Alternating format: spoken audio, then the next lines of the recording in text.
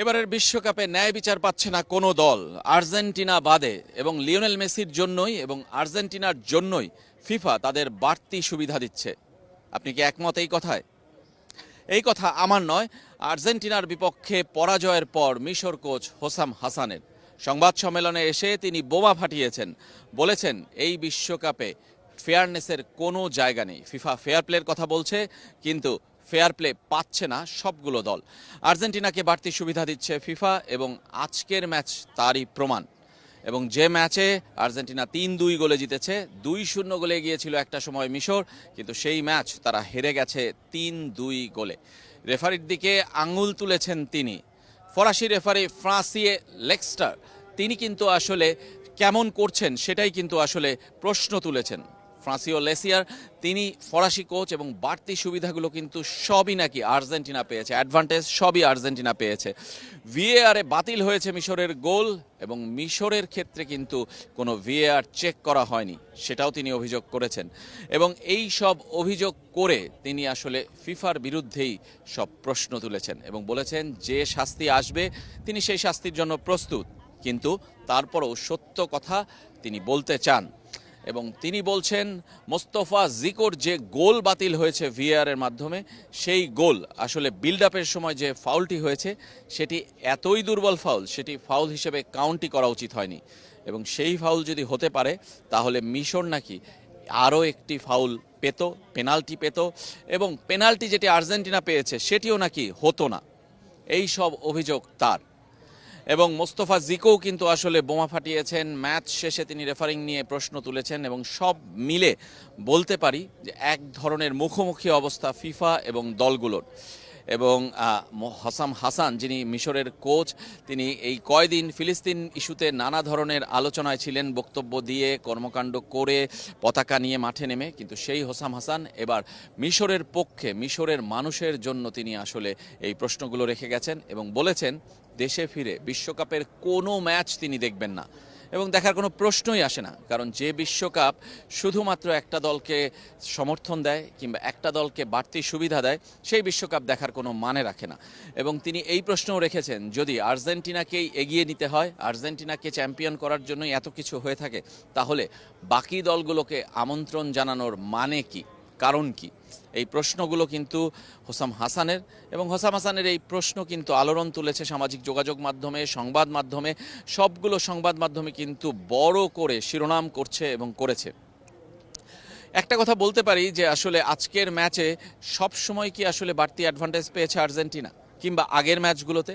এই প্রশ্ন কিন্তু আজকে ওঠেনি, এর আগেও বেশ কিছু প্রশ্ন উঠেছে আর্জেন্টিনাকে নিয়ে, যে আর্জেন্টিনা বাড়তি সুবিধা পাচ্ছে। এছাড়াও নানা কারণে কিন্তু ফিফার বিরুদ্ধে অভিযোগ, যুক্তরাষ্ট্রের লাল কার্ড বাতিল করে খেলতে দেয়া প্লেয়ারকে, এবং পরবর্তীতে কিন্তু অন্য অনেকগুলো অভিযোগই উঠেছে, ম্যাচ পিছিয়ে দেওয়া, টাইমিং, কিংবা আসলে সমর্থকদের নিয়ে নানা ধরনের কিন্তু এই প্রশ্ন আছে এই বিশ্বকাপে।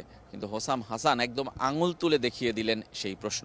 এবং আজকে তিনি ম্যাচের মাঝখানে রেফারিকেও কিন্তু এক ধরনের ইঙ্গিত করেছেন, একটা এক্স চিহ্ন দেখিয়েছেন, যে এক্স চিহ্ন যখন আসলে বর্ণবাদ নিয়ে কোনো বক্তব্য আসে তখনই কিন্তু এই প্রশ্নগুলো আসে। এবং আপনাদের নিশ্চয়ই মনে আছে জোসে মরিনিও তিনি যখন কোচ ছিলেন ইন্টার মিলানের, তখন কিন্তু আসলে তিনি এরকম এক্স চিহ্ন দেখিয়ে 3 ম্যাচ নিষিদ্ধ হয়েছিলেন।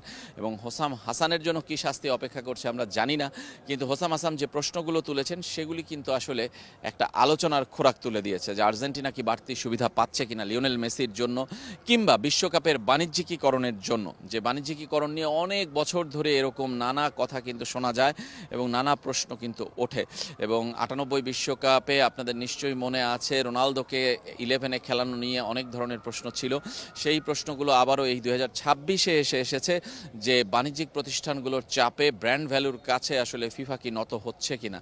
নানা প্রশ্ন আছে হাইড্রেশন ব্রেক নিয়ে, নানা প্রশ্ন আছে ম্যাচ নিয়ে। যুক্তরাষ্ট্রের প্রেসিডেন্ট ডোনাল্ড ট্রাম্পের ফোনালাপের পর যে যুক্তরাষ্ট্রের লাল কার্ড বাতিল হয়েছে কিংবা স্থগিত হয়েছে যেটা বলা চলে, সেই প্রশ্নগুলো কিন্তু আরও সামনে এনেছেন এই হোসাম হাসান, যিনি বলেছেন যে তিনি সৎ কথা বলতে চান কিংবা সত্য কথা বলতে চান যে কোনো চাপের মুখে, সে কারণেই তিনি কিন্তু এই প্রশ্ন রেখেছেন। সেটা হোক আর্জেন্টিনা, হোক বিশ্ব চ্যাম্পিয়ন দল, তারাই সেরা দল এবং তারাই মাঠের পারফরমেন্সে আসলে এগিয়ে ছিল, কিন্তু রেজাল্টটা তাদের পক্ষে যায়নি এবং সেটা যায়নি রেফারির কারণে, কিংবা যদি তিনি ইঙ্গিত করেছেন যে ফিফার কারণেই আসলে চাপে পড়েই হয়তোবা রেফারি এই সিদ্ধান্তগুলো দিয়েছেন, অ্যাডভান্টেজগুলো দিয়েছেন আর্জেন্টিনাকে।